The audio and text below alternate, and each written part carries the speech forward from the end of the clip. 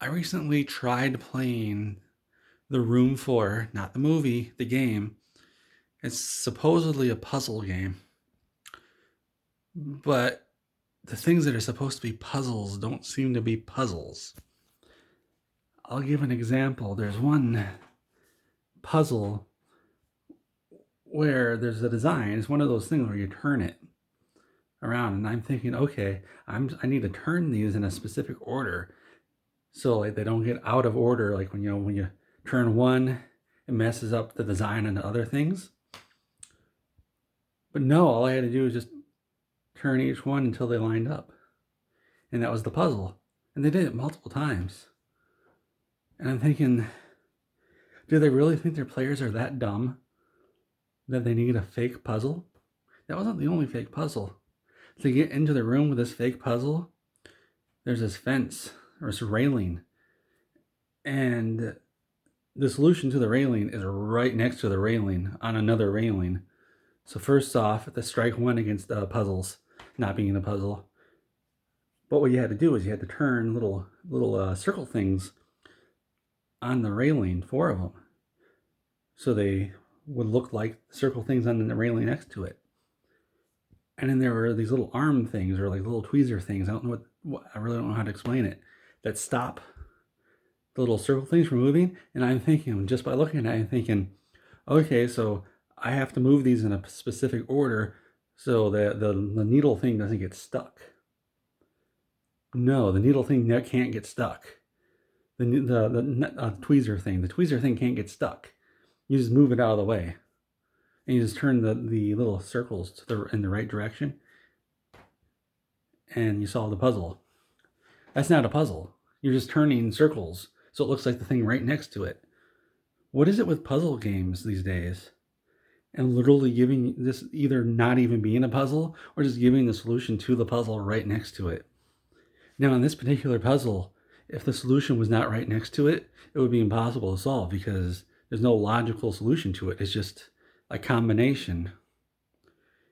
Like they could have had a piece of paper somewhere that said, oh, don't forget to set your railing combination to the thing or something like that. What was the other one? I had a video about it. Call of the Sea. Lots of fake puzzles in there because they had the solution right next to it. If you're thinking of making a puzzle game, but you don't know how to make puzzles, maybe you should try learning how to make puzzles. A puzzle isn't just a thing where you move things around and turn things around, and then you say that's a puzzle. That's not a puzzle. A puzzle has some sort of logic to it where if you don't do things the correct way, you can't solve the puzzle. The Witness is a great puzzle game, and all you're doing is drawing lines in that game. It's like the simplest puzzle game ever, and yet it's such a great game because all of the solutions are logical, and they don't give you the solution right next to the puzzle.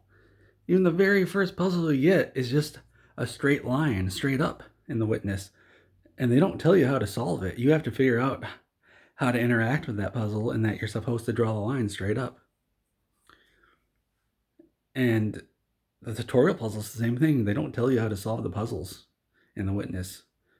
You just have to figure it out for yourself just by looking at the rules on the board and drawing a line and seeing what works and what doesn't work. So The Witness, if you're making a puzzle game, go play The Witness. And look how the puzzles work in that game. They don't tell you the solutions. And there's even a hidden puzzle aspect to it. If you've never played The Witness, I'm not going to spoil that part, the hidden puzzle aspect. It's awesome. Your mind's going to get blown when you find out what it is.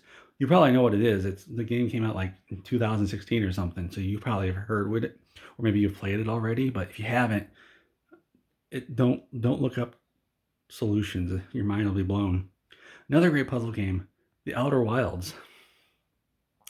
Yet again, now this is a very different puzzle game because all of the puzzles are more about finding where you're supposed to go or how to get somewhere, less about logically moving things around or drawing lines or whatever. Great puzzle game though, because again, they don't tell you the solution. They give you hints. They do give you hints, but they don't really give away the solution to each of the puzzles. They don't say to get into this area you need to go up here, but you're not gonna be able to go up there where it is. You just gotta wait until this perfect time to do it. They don't do that. You just have to figure it out on your own. It's an awesome game. If you want a good puzzle game, play The Outer Wilds or The Witness. The Witness is really hard, kind of. If you want an awful puzzle game, if you want a fake puzzle game, try The Room 4. You know, I should say there are puzzles in The Room 4. I don't remember any of them because the fake puzzles are the ones I remember. I'm so angry I'm shaking right now.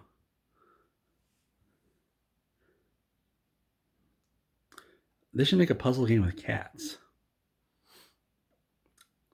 I'm trying to think, oh, you know what game has some good puzzles in it? Because they tell you they're bad on purpose? Skyrim. I think I said that in the Call of the Sea video. There's puzzles, there's these really super easy puzzles, and everybody online says, why are these puzzles so easy? And it's explained in the game. There's somebody who actually wrote down in the game that the puzzles are easy not to keep people out, but to keep something in. So the developers of Skyrim knew that their puzzles were easy, and they explained why. That was pretty awesome. Todd has some very good ideas there. I bet that was his idea. I bet it wasn't. I bet it wasn't his idea at all, but he took the credit for it. It's such a Todd thing to do. Oh well. If you want to complain about puzzles, leave comments below.